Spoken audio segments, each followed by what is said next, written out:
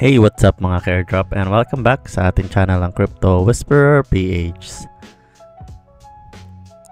So for today's video guys is magkakaroon lang tayo ng konting update tungkol sa isang Telegram game na ating shinare noon guys, no? So ito nga guys ay si PocketFi at gusto ko lang i-update siya guys, no? Since nagpaparamdam na ang airdrop project na ito. And probably around March is magli-list na rin siya guys, no? So para sa mga merong PocketFi dyan at sa mga nakalimot na mag-grind is panoorin nyo guys, no? So kung ano ang mangyayari sa kanilang project. And kung bago ka pa lang sa ating channel, huwag mong kalimutan mag-subscribe at i-like lagi ang ating mga sinishare na project kagaya nito upang makatulong ka sa paglaki ng ating channel guys, no? So yun lang, proceed na nga tayo guys sa kanilang official X or Twitter account guys, no?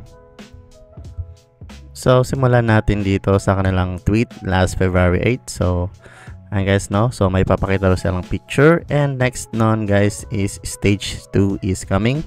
Switch staking na ang kasunod, guys. And you know what follows. So, TGE, guys, no? So, hindi ko pa nakita yung kanilang staking. So, I think mauuna muna ang burn. So, consistent silang nagpo-post na i-claim ang ating switch everyday. And then dito guys, no, so kung mapapanood mo to is may nagkaroon sila ng konting kumbaga live talk. So ang ginawa lang nila dito actually is hindi sila nagsilata. So nagta-type lang sila guys, no. So yung mga frequently questions asked like kagaya ng listing and ano mangyayari after ng listing dito kay Switch ay mapapanood nyo dito guys, no. And then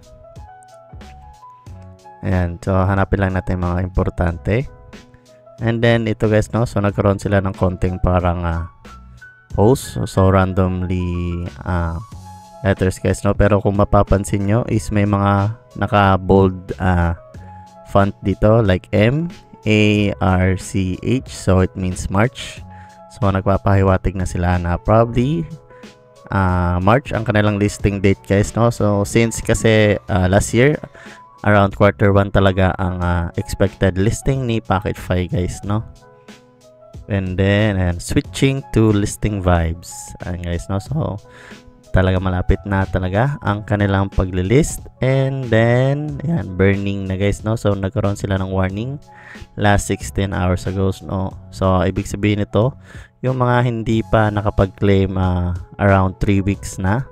Kapag hindi pa kayo nag-open or nag-claim ng inyong tokens today, ay ayan guys, no. So mababurn ang inyong mga tokens, lahat ng minine nyo.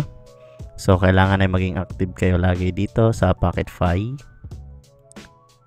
especially na malapit na ang kanilang TGE or listing date guys, no. So ayan, so Switch burn party, magkakaroon sila ng parang live, think sa parang AMA siguro yan. So 1 PM UTC.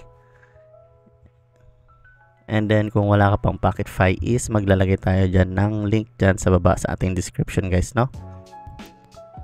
So ayun lang, so quick update lang kay PocketFi kasi isang magandang project to guys, no. So isa ito sa mga ginagrind talaga natin sa Telegram. And I think confirm na rin talaga na 1:1 ang kanang ratio. And ang criteria guys is wala silang criteria guys, no. So lahat ng nag-mine ay magiging eligible guys, no, as long as hindi mababurn ang inyong token. So ay lang, kung nagustuhan mo ang ating video for today is don't forget to give it a like at mag-subscribe ka na rin para lagi kang updated sa ating mga future video. So see you sa next video. Peace.